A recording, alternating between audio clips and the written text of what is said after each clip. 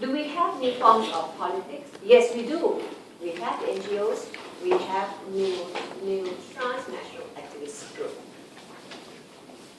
Okay, now we start chapter 8. We have done economic globalization. There are so many theories. We have politics, less theories, because people who really use politics in terms of globalization is not that many, not that many, because it's not, politics is the least to be globalization. Yeah? Now we're talking about NGOs, yeah? You can think in terms of NGOs, you can think in terms of activist groups, but are they truly globalized? Yeah? Do they truly take over the role of the state? Can they truly control or undermine government? And we have to think about that. Yeah? We agree that they are growing. And they are growing in their power. Yeah, but to say they could really tell the government what to do and what not to do, that one kind of needs some debate. Okay, the last part here is about culture. Culture will probably be something more interesting, something more relevant to you. We can relate to it quite easily. There are two sets of people. One, has globalization lead to cultural homogenization? You know, homogeneous, yeah, one culture. Or will globalization lead to a clash? Yeah, so we have one culture, we have a clash. Do we have one culture? Do we have one culture? Anyone? Do we have one culture in the world? Do we? Do we? If we have one culture, then let's think it. I told you that globalization refers to that free flow. Yeah? Free flow of the economy, trade, investment, finance, financial, free flow of culture. Yeah? Culture, free flow now. Example. Do we have free flow of culture? Example. Anyone? Can you share something with us? Do we?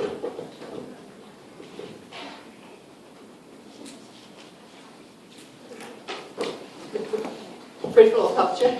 Don't know. Free flow of culture. One culture. Somehow by the media. Like what culture? Example.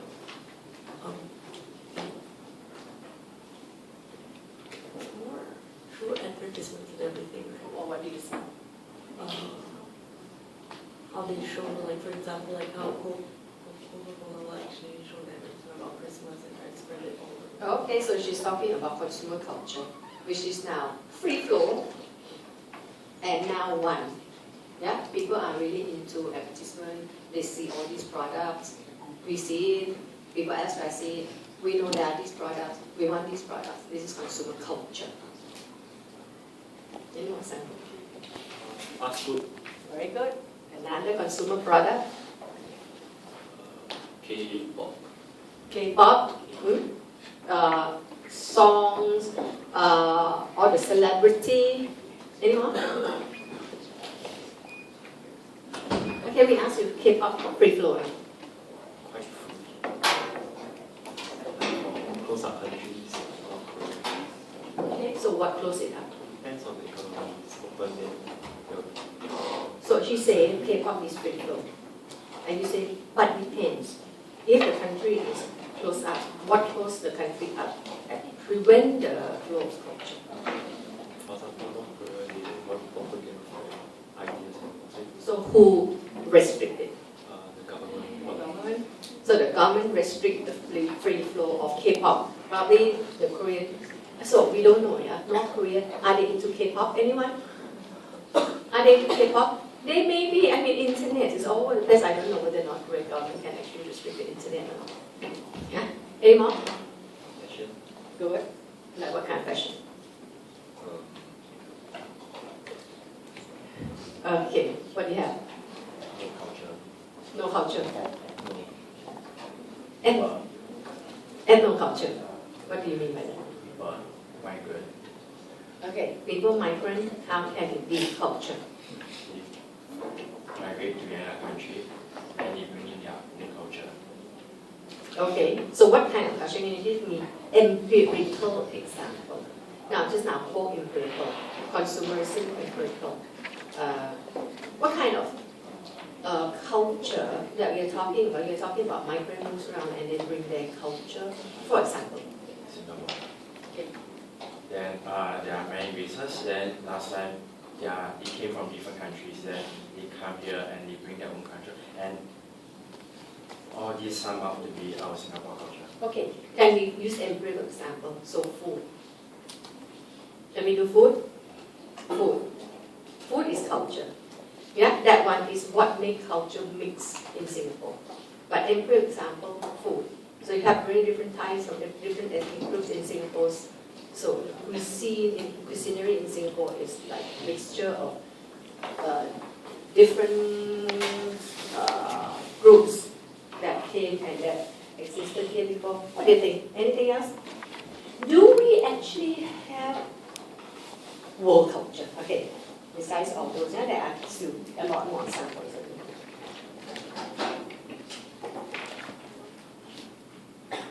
World culture.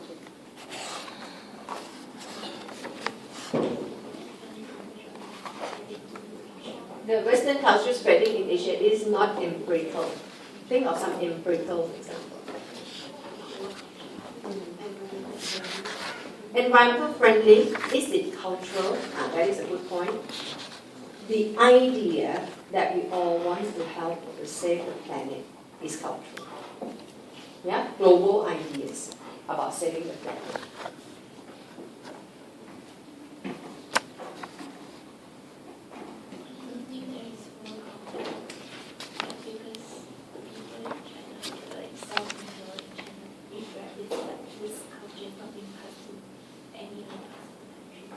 Okay, she said not yet world culture because there's still different cultures in different countries.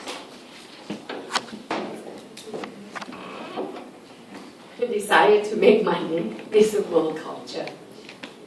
The goal, money is most important. It is good.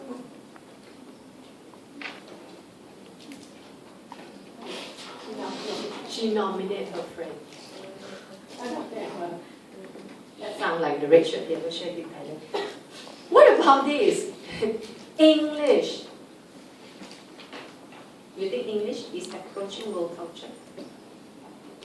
Yeah? And if that's one element, you're right, like things like K-pop probably will spread. Things like consumerism, I think will spread, probably will continue to spread, and it's hard for anyone to restrict it. Government can't really restrict it. Any NGOs or any political group probably can't really restrict it. But to say they really can't, also not true. They don't have to do it like formally. They can do it by persuading people, isn't it? Yeah, to do or not to do. So you have all these products, images of the products. English is also one thing that if you want to see culture, don't you think culture is the easiest element to be globalized? We have three different parts, three different drivers. Yeah? Economic, politics, culture.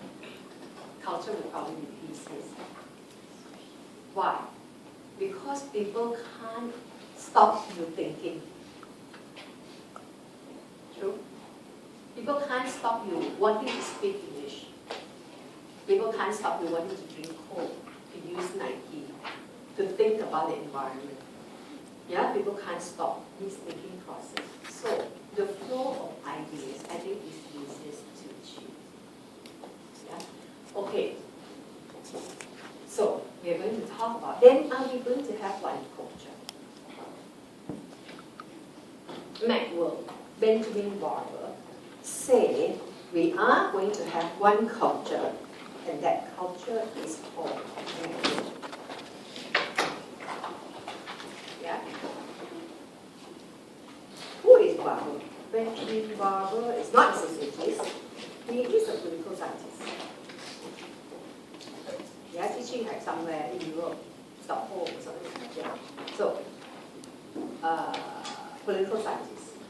say that we are going to have one homogeneous culture. Macworld is not just McDonald's. We don't eat McDonald's everywhere, but Macworld simply represents the idea of Western consumerism. Yeah? US? No. Western consumerism or US products. US branded consumer goods. So what we have is one culture, the spread of American culture to the rest of the world, to the non-American countries. So we are going to see all these Hard Rock Cafe, theme park, McDonald's, Coffee Bean, Starbucks. Yeah, these will spread. They represent high status lifestyle. Facilitated by ICTs, simple. Goods and services are marketed through recognized logos, advertisement, celebrity, and straightforward, you can do it yourself. Okay, do we have one culture? Macworld say yes, yeah? Claire also say yes. The spread of cultural ideology of consumerism, we did that last week. Yeah? So are we going to have one culture? Yes. That one culture is Western culture. The world will become Westernized, according to these ideas. Hanners, what did he say? Hanners is a social anthropologist. Social anthropologists like to study culture. Yeah, anthropologists like to study culture. They like to study primitive culture. But Hanners talk about culture in the global landscape. Yeah, what Hanners say is, he rejected Macworld. Yeah, he rejected the idea that there would be homogenization of culture. And argued that to say the world is going to be westernized, not conceivable, not practical, because culture is more complex and differentiated. Yeah? Why? See, if you look at homogenization thesis, it says the West will spread to the non-West, the whole world will be westernized, the whole world will be homogenized. Yeah? Now, the opposite that kind of idea is the idea of something we may refer to as salad bowl concept of culture. You may want to write that down. Usually when we study culture, yeah, we have the theory of assimilation when we take on all things from outside, and we also have an idea of salad bowl. You know what salad bowl is, right? When you have all these things, elements in there, they mix, they don't blend. You still see these different vegetables distinctively. You know, so people who say the world won't be homogenized like that. One thing in terms of salad bowl, when you have complexity in there, one world is being differentiated, meaning there are many things in there, many elements in there. Why? Because French food, Italian fashion, Korean drama, Chinese, what is Chinese food at? What kind of culture? No, Chinese don't know. Hip hop from Latin America. Yeah, Latin Americans are very good at dance, for example.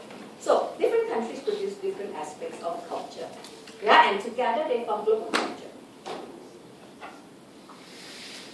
Cultural transmission is also not one way.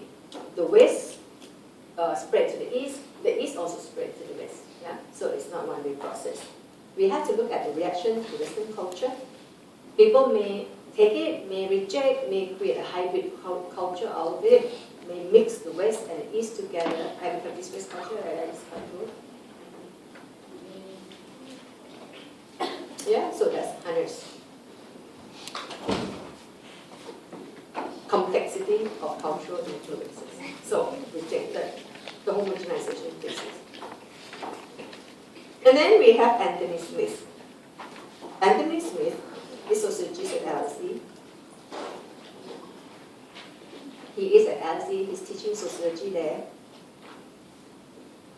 and say, no, we are not going to have homogenization of global culture. No, global culture won't be one culture. Because it is not possible to have one culture. Yeah? So to him, culture is not being determined by McDonald's, Hard Rock Cafe, music, all these things that is very shallow, superficial. To him, culture is more than that. Culture is the way we feel and think about things. Culture is really shared sentiment. Yeah? Shared consciousness. He said there won't be such thing. Yeah? We cannot have such thing. Why not? Because global people has no deep historical roots. No shared culture, religion, and tradition necessary to foster a collective identity. National culture will persist because they provide us with a link to the past and to the future, and on that basis, people's sentiments are truly shared. Yeah? We won't have world culture. National culture will prevail. Because national culture, for example, Singapore, you are Singaporean. You are one and the same. You have national identity because you feel the joy and the pain together. That is what culture is. Yeah, culture. You must feel the joy and the pain. That's why you learn history. Right? History will get you back into, the past and how Singapore has built itself until today. You feel the pride of being together. Yeah? You need that according to Hunters. In order according to Smith, I don't even remember who says what. Okay, so I tell you, you have to really start doing my math. Okay, Smith say you need to have this kind of collective sentiment, yeah, and you won't have it globally because different people have different culture. They won't be feeling, you can't have the shared feeling and shared commitment. He also said, globalization, instead of making people one and together, may even differentiate them or segregate them because it may help strengthen national culture. Some people becoming more nationalistic because that's invasion of values from outside. And no, I have to defend my culture, or my national identity. They become fundamentalists. Yeah, so national culture or nationalism may even prevail. True, right? Nowadays, the idea of being, something like the Western people, to be westernized, to do something like that. A lot of people don't buy that idea anymore. You want to be different. True? Yeah? So what we do is try to create national identity for Singapore. Yeah? Through all the things, national flower, you've got our kid is ours, and try to create things to represent Singapore. And people are proud doing that. Okay. Also, some people do it for tourism purpose. Yeah. Last time when I was much younger, when you travel around, it's much more fun, especially when you go to the Sunday market, weekend market. When you go to Australia, weekend market, you see all these products, handcraft from native people. Yeah? Now so boring, isn't it? Everywhere you go, you see China-made products. Everywhere. Now, if you talk about globalization, that is globalization. You have China-made everywhere. You don't see anything different. So now people want to be different. So people go into places that showcase their culture that is different. That's why people like to go to Japan. Yeah? You ever go to Japan? Yeah, when you go to Japan, you still have some Japanese made but expensive, but it's still very very unique. Right? So people want to be unique. See, an Olympic in Beijing, really the showcase of Chinese culture.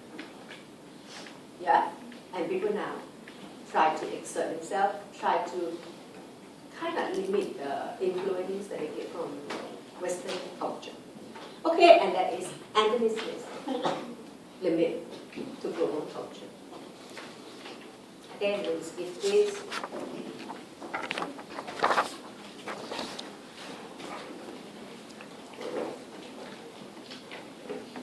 But if we don't have homogeneity and we have salad bar, I'm sorry, we don't have salad